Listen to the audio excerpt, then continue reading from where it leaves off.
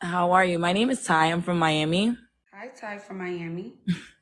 So my question is basically where how do you like go into like a soft life or like be more feminine when you feel like you were like raised off survival? And then also I feel like I live my whole life on a defense. I can honestly say that I have like built up like some anger and rage from past situations that I kind of harbored. Mhm. So I just don't know the next step. I've tried therapy. It's kind of helpful, but not as much as I would like to. I prefer to, and I just love your poise and like grace and how you carry yourself. And I want to kind of transition over into that. Absolutely. I think you are already taking a great first step by going to therapy. So I want to congratulate you on that for trying. And I want you to understand, Tyra, that it takes time. You can't heal your trauma or whatever you've been through overnight.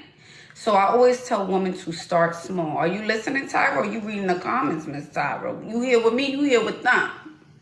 No, Okay. I'm listening to you. Don't save her. She don't wanna be saved. Don't save her. Don't even entertain it.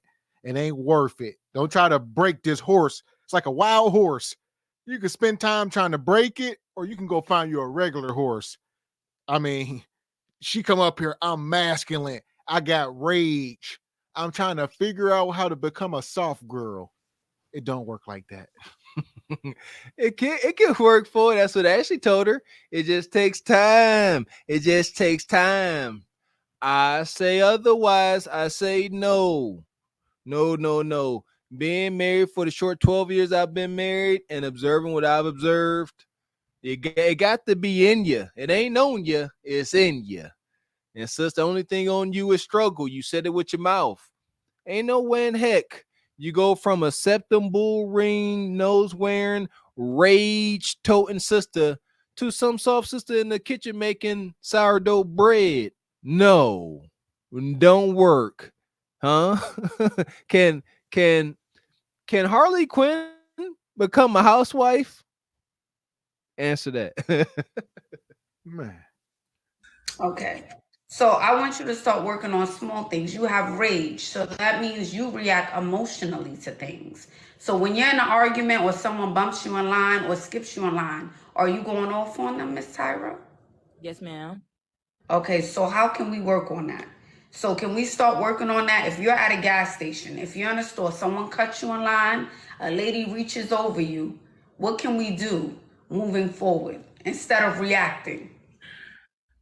Um, I don't know. I honestly, I really don't have an answer for you. Like I don't know besides you don't know how to say excuse me?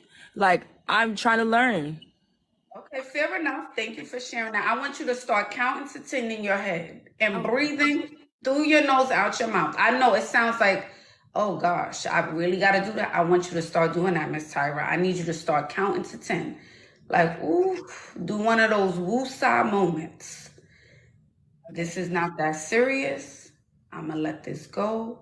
This doesn't deserve a reaction, okay? They didn't hit me in my face. They not coming from my family, my kids, or my bank account, or my man for that matter, or woman for that matter. Whatever you're into. Hell, Is she talking to a young modern? It sounds like she talking to Mike Tyson. Like, chill, Mike. He ain't mean to step on your shoes, Mike. You got to chill, Mike. You know what you did to that dude last time, Mike. We got sued. You broke his jaw. Like, calm down. You the champ. Iron. Come on, Iron Mike. Calm down. and look at this sister. She got that notorious stance, Mr. X, hand up under her jaw, like she about to fire off on somebody. Her heart rate is getting up just from Ashley talking about these scenarios that ain't happened. She's like, somebody do that to you, you gonna get worked up. And she's like, yes, ma'am. She ready to go, huh? I think she know where Fight Club is. These are strong boys, man. Huh. They're not coming for it. They skip me in line, they bump me. I'll let them be. I got about 3 more minutes. I got 60 seconds to spare. I can let them go ahead. So I'm saying that to say that I need you to start small. I need you to start with the little things in your life. When's the last time you reacted to a situation? Yesterday. So what happened? Um, it was like I guess it was said to me that I misinterpreted how someone was saying something to me. Um, I guess they had a miscommunication and I misunderstood like the choice of words. I feel sometimes that people talk at me, and that's like a major problem for me. I don't know if it's because I'm like the baby of the family, so I'm used to people always being older anyways. But I feel like when anytime someone tries to like little girl me or talk at me, it's like an instant like switch, you know?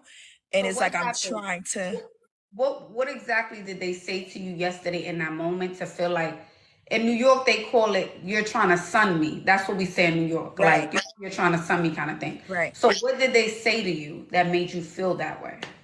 Okay, so the words I used the person's name, and then I said, "Hey, where's he at?" I was asking a question, and he was like, "Oh, that's not my name. That's not how you talk to me. You don't know how to talk to people."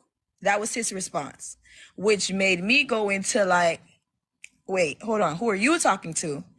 And I feel like it just, I don't know, but it's like even with friends, like I don't try to do it. Sometimes I say stuff so quickly, it's like, "Oh my God, I didn't have to say it like that." Don't save her. She don't wanna be saved. Don't save her. Listen, we had the woman on the balloon pop the other night, and she was trying to buck up on the guy from Louisiana, and she said, "I'm from Texas." These women don't know how to fall into their femininity. They want to fight men, Mr. Walker. No, they don't have a healthy respect for violence. These women think they could talk to men the way a man refused to talk to another man without putting his hands up around his chin. They just sit up here and say, "Who you talking to, ninja?" If a man said to another man, it'd be a couple more words before his fisticuffs I get triggered. Cause they just, why are they so aggressive? I think this aggression, they looking to be victimized. They must be, man. Unless she a Sharkeisha type and she just haymakering people out of existence. She looking to get victimized by one of these brothers. She talking back to, why would you, a man, a 5'5" man ain't gonna walk up to no 7'8" G Honda looking ninja, start talking mess out of intelligence, a healthy respect for violence. But a little woman will walk up to a G Honda, kick him in his knock knees, and dare him to do something, and then be mad. That part. So Yeah! Boom shakalaka! here we go. She has said something else. She's saying a lot. I'm gonna let her go. I don't. But it's like I already said it. Like, what am I gonna say besides, "Oh, I'm sorry, I meant this"? But it's like I want to get to that space of where people look at you when you're like approachable, or they don't see you as that person that's like crazy, you know? Absolutely. So So that means that you have to think before you react. That's what I want you to start practicing. And that counting to 10 allows you time to think before you even say anything. right, So when he said, "Who you talking to?" you could have just looked at him. that would have been better. Yeah, Right, and you could have. I'm gonna go that way. I'm gonna just. I'm gonna go that way. Cause now y'all going back and forth, and this is a guy. right. Tyra, that's dangerous. I know as women, we think we so tough, and we may be a little bit bigger than a guy or just as tall. But men have strength, honey. Hell, have we not forgot about Nug Nug in Chicago inside the store with the woman and her son coming and delete him, and the guy hit her with the uppercut? Like they got the talking, and Nug Nug said, "Who you talking to? How you get?" And he lost his life, but None of it is worth it. It's none of that. You know what? And that's that image. Me and Mr. X for sure grew up in an environment where that was considered to be toughness. That brother was considered to be thorough and no nonsense. No, the new dad is in.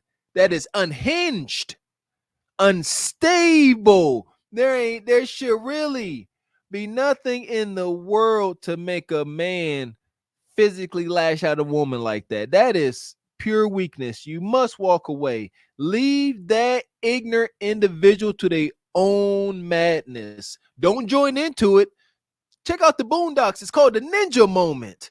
It's a violent moment that will erupt out of nothingness simply because because somebody looked at you too long, stepped on your shoe, etc., etc. A ninja moment. Avoid them at all costs.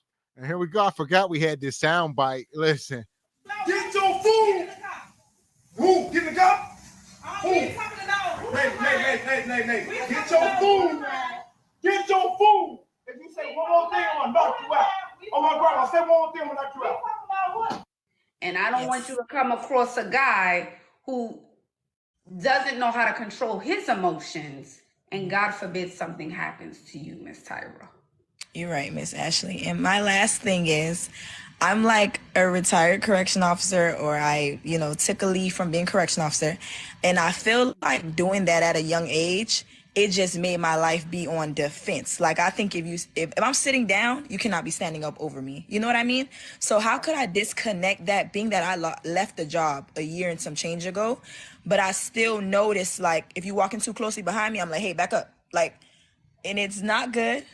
So I want to work on those things, and I'm so grateful that you took time to talk to me. I would say it's one or two things. That's happening because of the job that you're in, and I think that's also happening because of whatever happened to you growing up, right? So our trauma. And I think when we're in survival mode, when we grow up in that type of environment and area surroundings, we become very hyper vigilant and paranoid.